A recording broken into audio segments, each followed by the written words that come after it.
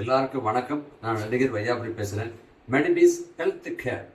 நம்ம வீட்டில் எல்லாருக்குமே அம்மா அப்பாவை, பாட்டி தாத்தாவை, வயசானவங்களை வச்சு பார்க்கணும்னு ரொம்ப ஆசையாக இருக்கும்.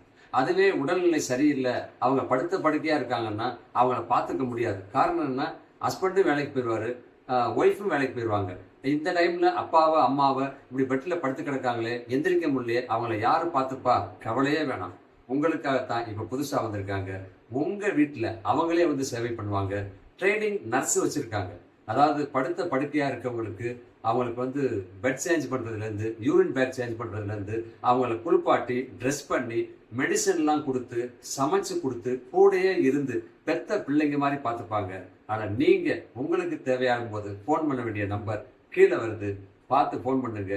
உங்கள் வீடு தேடி சேவை பண்ண தயாராக இருக்காங்க. சென்னை, பெங்களூர், மேங்களூர், ஹைதராபாத் எல்லா இடத்துலையும் இருக்குது. நன்றி, வணக்கம்.